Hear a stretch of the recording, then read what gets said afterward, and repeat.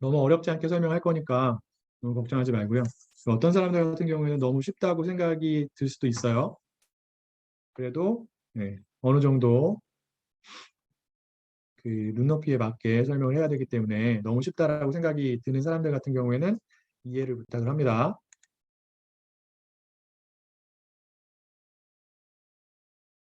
자, 요즘에 굉장히 많은 사람들이 기계학습이나 딥러닝에 대해서 공부를 하고자 해요.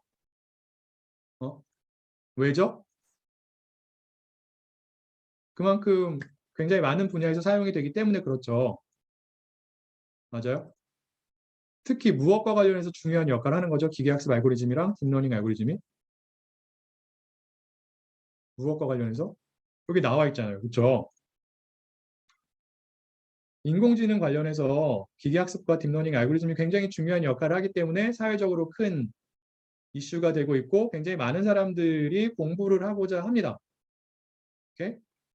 자, 그러면 여러분들이 먼저 이해를 해야 되는 게 무엇이냐면 기계학습 알고리즘이랑 딥러닝 알고리즘이 인공지능 기술을 구현하는 데 있어서 어떠한 역할을 하는지에 대해서 간략하게라도 알고 있는 게 필요해요. 그래서 그 내용을 간략하게 먼저 짚고 그 다음에 기계학습 알고리즘에 대해서 자세하게 설명을 하도록 하겠습니다.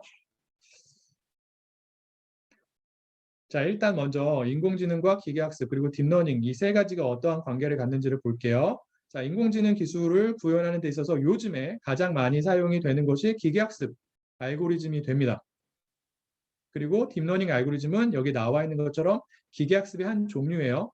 여러분들이 딥러닝 알고리즘을 잘 이해하기 위해서는 기본적으로 무엇에 대해서 잘 알고 있는 것이 필요하냐면 기계학습에 대해서 잘 알고 있는 것이 필요해요. 왜? 기계학습의 기본적인 작동 원리가 어디에 그대로 적용이 되기 때문에 딥러닝 알고리즘에 그대로 적용이 되기 때문에 그렇습니다. 알겠나요?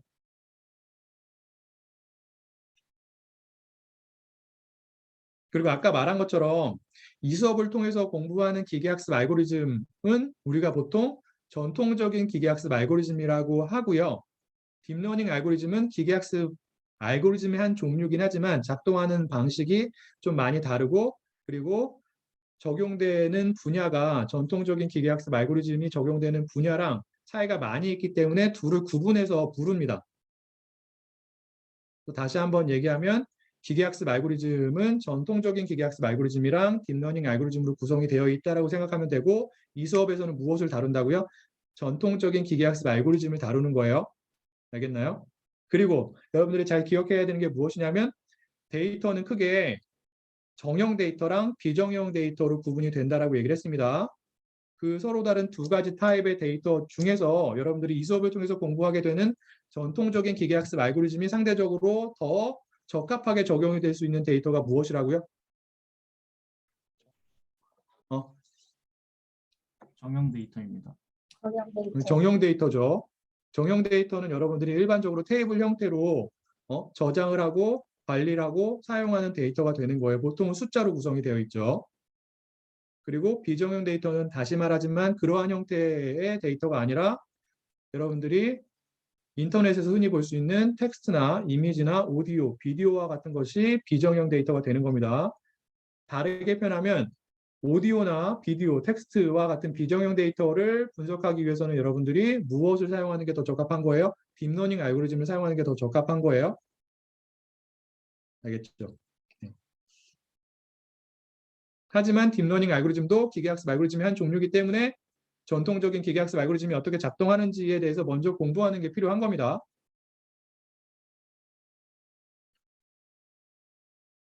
자, AI에서 기계학습이 어떠한 역할을 하는지를 설명하기 위해서 AI가 무엇인지에 대해서 간략하게 먼저 알아보도록 하죠.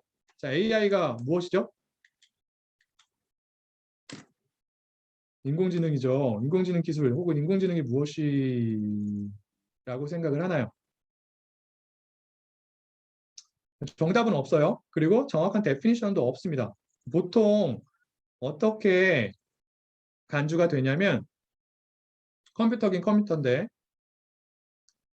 사람의 인텔리전스, 사람의 지능을 필요로 하는 어떠한 태스크를 혼자서 해결할 수 있는 어떠한 컴퓨터를 우리가 인공지능 혹은 인공지능 기술 혹은 인공지능 기술이 탑재가 된 컴퓨터라고 얘기를 합니다. 간단하게 이야기하면 똑똑한 컴퓨터 혹은 인텔리전트한 컴퓨터라고 얘기할 수 있는 거죠. 자, 그러면 인공지능 기술을 이용을 해가지고 우리가 수행을 하는 태스크들에는 대표적으로 무엇들이 있을까요? 대표적인 애들이 얘네들이 있는 거죠. 패턴 인식.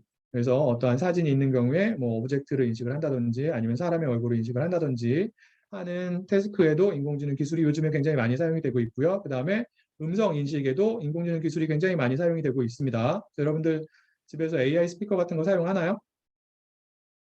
네, AI 스피커를 사용하는 경우에 우리가 AI 스피커한테 어떠한 태스크를 요청을 하죠. 요청을 할 때 타이핑을 한다거나 그런 게 아니라 음성으로 요청을 하잖아요. 그러면 AI 스피커가 여러분들이 얘기한 그 음성을 해석을 해서 그에 해당하는 정보를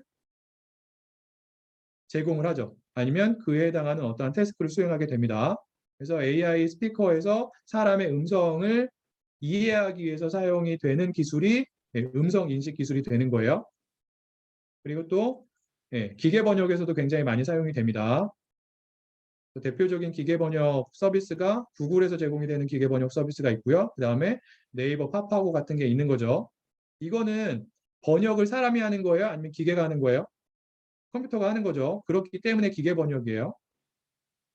여기에도 인공지능 기술이 최근에는 굉장히 많이 사용이 되고 있고요. 뭐 검색 엔진에도 굉장히 많이 사용이 되고 있고 자율주행 자동차에서도 인공지능 기술이 핵심적인 역할을 하고 있죠. 그 이외에도 어떠한 기업의 매출을 예측하는 경우에 또 인공지능 기술을 사용할 수가 있고요. 그 다음에 추천 서비스에서도 인공지능 기술이 굉장히 많이 사용이 되고 있습니다. 자, 그러면 우리가 어떻게 컴퓨터를 똑똑하게 할 수 있을까요? 혹은 컴퓨터는 어떻게 똑똑해질까요? 컴퓨터가 똑똑해지는 데 사용이 되는 방법에는 크게 두 가지가 있어요. 첫 번째는 룰 베이스드 방법이고요. 우리말로 번역을 하자면 규칙 기반의 방법이 되는 거고, 두 번째가 러닝 베이스드, 즉 학습 기반의 방법이에요. 자, 이 둘 중에서 최근에 많이 사용되고 있는 방법이 무엇이 될까요? 러닝 베이스드가 되겠죠.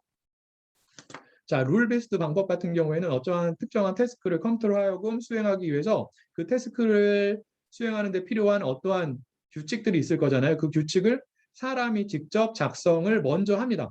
그리고 컴퓨터로 하여금 그 규칙을 수행하게끔 함으로써 특정한 태스크를 실행하게 하는 거죠. 자, 이러한 규칙 기반의 방법이 갖는 가장 큰 단점이 무엇일까요? 예외 상황을 처리하죠. 뭐라고요? 예외 상황을 처리하죠. 그렇죠. 새로운 태스크나 예외적인 상황이 발생했을 때 주어진 규칙을 이용해서는 그러한 새로운 태스크나 예외 상황을 처리할 수가 없는 거예요. 맞나요? 즉, 새로운 태스크, 어떠한 새로운 태스크를 수행하기 위해서는 사람이 일일이 매번 규칙을 새롭게 작성을 먼저 해야 된다고요. 효율적이지 못하죠. 그렇기 때문에 최근에는 많이 사용되지 않습니다.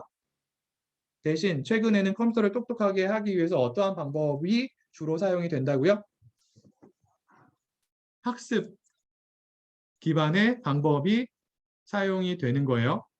자, 학습 기반의 방법이 무엇을 의미하냐면 컴퓨터가 학습할 수 있는 어떠한 데이터가 있어야 됩니다.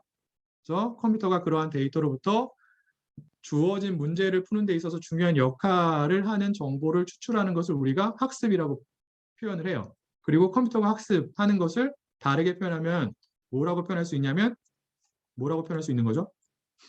기계학습이라고 표현할 수 있는 거예요. 여기서 말하는 기계는 컴퓨터라고 생각하면 됩니다.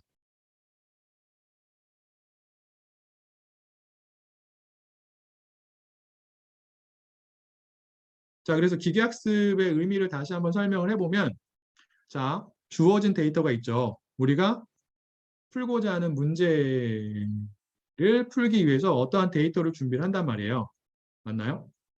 그 데이터에는 여러 가지 서로 다른 종류의 정보들이 포함이 되어 있습니다. 그런데 우리가 컴퓨터를 이용해서 어떠한 정보를 추출을 해야 되냐면 우리가 풀고자 하는 문제를 푸는 데 있어서 중요한 역할을 하는 정보를 추출을 해야 되는 거죠. 이러한 작업을, 이러한 과정을 학습이라고 부르는 거예요. 다시 한번 정리하면 주어진 데이터가 갖고 있는 여러 개의 정보들 중에서 우리가 풀고자 하는 문제를 푸는 데 있어서 중요한 역할을 하는 정보를 컴퓨터를 가지고 추출하는 것을 무엇이라고 한다고요? 기계학습이라고 얘기를 한다고요. 간단하게는 그냥 학습이라고도 표현을 합니다. 별게 아니죠, 학습이. 학습이 구체적으로 무엇을 의미하는지 혹은 어떻게 학습을 할 수 있는지는 조금 이따가 조금 더 자세하게 설명을 하도록 할게요. 자, 그리고 컴퓨터가 기계가 학습을 할 때 사용을 하는 툴, 도구가 있는데 그것을 무엇이라고 부르냐면 기계학습 알고리즘이라고 부릅니다. 자, 기계학습 알고리즘이 어떠한 용도로 사용이 된다고요? 컴퓨터가 데이터를 학습할 때 사용이 된다고요. 즉, 데이터가 갖고 있는 여러 개의 정보들 중에서 주어진 문제를 푸는 데 있어서 중요한 역할을 하는 정보를 추출하는 목적으로 사용이 되는 게 무엇이라고요? 기계학습 알고리즘이라고요. 기계학습 알고리즘은 별게 아니라 수학적인 모형이에요. 그리고 수학적인 모형은 다르게 표현하면 수학적인 함수가 되는 거죠.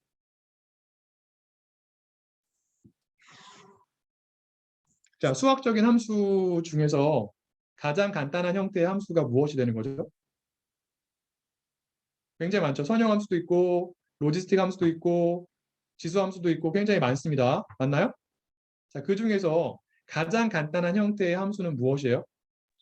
1차 함수.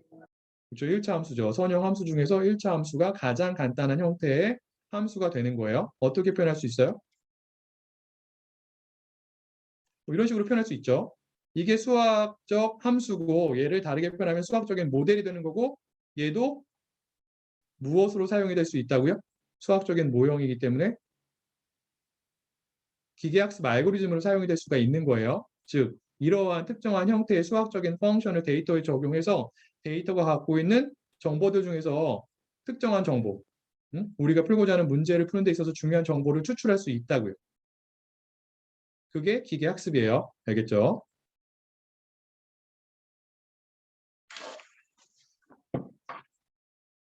자, 학습에 사용이 되는 기계학습 알고리즘에는 크게 세 가지 종류가 있습니다. 첫 번째가 지도학습 알고리즘 되고요. 두 번째가 비지도학습 알고리즘 되고 세 번째가 강화학습 알고리즘이 돼요. 그래서 지도학습 알고리즘은 전체의 한 75% 정도를 차지하고요. 그리고 비지도학습 알고리즘은 전체의 20% 정도, 그리고 강화학습은 5% 정도를 차지합니다. 강화학습 같은 경우에는 사용되는 분야가 굉장히 제한적이에요. 대표적으로 어떠한 분야에서 많이 사용이 되냐면 컴퓨터 게임 분야에서 많이 사용이 됩니다. 그래서 여러분들 알파고 알죠? 2016년인가? 이세돌 구단이랑 바둑 게임을 했던 알파고 같은 경우에도 강화학습 알고리즘을 사용해서 개발이 되었었어요. 강화학습 알고리즘은 어떠한 식으로 작동을 하냐면 컴퓨터로 하여금 어떠한 특정한 태스크를 수행하기 위해서 일련의 액션을 여러 번 반복해서 수행을 해가지고 궁극적으로 특정한 태스크를 풀게끔 하는데 그러한 액션을 한번 수행할 때 나오는 결과에 따라서 컴퓨터에 상을 주기도 하고 벌을 주기도 하는 방식으로 해가지고 결과적으로 태스크를 잘 수행하게끔 하는 방식이 강화학습 알고리즘이 작동하는 방식이에요. 대략적으로 그 정도만 알고 있으면 되고요. 관심 있는 사람들은 개인적으로 책을 가지고 혹은 인터넷에 있는 자료를 통해서 공부하면 되는데 얘는 아직까지는 그렇게 많이 사용이 되지 않긴 합니다. 자, 그 다음에 지도학습 알고리즘 같은 경우에는 컴퓨터가 학습할 수 있는 데이터가 있어야 되는데 그 데이터 안에는 반드시 두 가지 종류의 정보가 모두 포함이 되어 있어야 돼요. 그리고 컴퓨터가 학습할 수 있는 그러한 데이터를 우리가 학습 데이터라고 합니다. 자, 지도학습 알고리즘이 사용하는 학습 데이터에는 반드시 두 가지 종류의 정보가 모두 포함이 되어 있어야 돼요. 무엇과 무엇이냐면 정답 정보하고 그리고 정답을 맞히는 데 필요한 힌트 정보가 모두 들어가 있어야 돼요. 그럼 지도학습 알고리즘이 학습 데이터를 학습해서 어떠한 정보를 추출하느냐? 이 힌트와 정답 간의 관계에 대한 정보를 추출합니다. 그리고 우리가 풀고자 하는 궁극적인 문제에 대한 데이터에 그 학습의 결과를 적용을 하죠. 자, 우리가 궁극적으로 풀고자 하는 문제에 대한 데이터에는 정답 정보와 힌트 정보 중에서 어떠한 정보만 있을까요?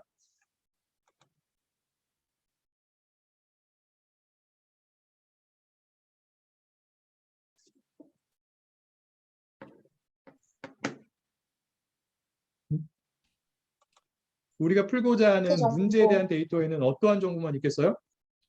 힌트 정보입니다. 힌트 정보밖에 정보만 없겠죠. 정답 정보는 당연히 없겠죠. 왜? 문제에 대한 데이터이기 때문에. 정답이 있으면 문제가 아니잖아요. 그렇죠? 힌트 정보만 있다고요. 힌트 정보를 이용해서 우리가 하고자 하는 게 무엇이에요? 정답을 정확하게 예측하는 작업을 수행하고자 한다고요.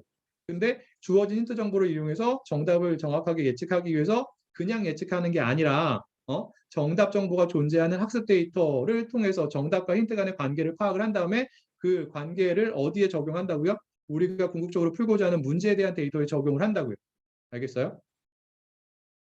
그래서 주어진 힌트 정보를 가지고 정답을 예측하는 방식으로 작동을 하는 게 어떠한 종류의 기계학습 알고리즘? 지도학습 알고리즘이 되는 거예요. 알겠죠? 자, 그리고 비지도학습 같은 경우에도 학습을 할 수 있는 데이터가 있습니다. 근데 그 데이터에 존재하는 정보가 힌트 정보랑 정답 정보로 구분이 되는 게 아니라 어떠한 정보들이 포함이 되어 있냐면 각각의 관측치에 대한 특성 정보들이 들어가 있어요. 그리고 우리가 그러한 특성 정보를 이용해서 그 데이터에 존재하는 어떠한 패턴을 파악을 할 때 사용을 하는 알고리즘이 무엇이 되냐면 비지도학습 알고리즘이 됩니다. 대표적인 비지도학습 알고리즘에는 무엇이 있냐면 군집화 분석 알고리즘이 있는 거예요. 자, 군집화 분석 알고리즘은 어떻게 작동을 한다고요? 데이터에 존재하는 여러 개의 관측치들이 있을 거죠. 맞아요. 그리고 각각의 관측치들에 대한 특성 정보가 있을 거잖아요. 그 특성 정보를 이용해서 특성 정보가 상대적으로 유사한 관측치들을 같은 군집에 어사인하는 방식으로 작동하는 알고리즘이 무엇이라고요? 군집화 분석 알고리즘이 된다고. 알겠죠? 그래서 여기서는 지도학습 알고리즘에 대해서 먼저 설명을 할 겁니다. 혹시 여기까지 질문이 있을까요?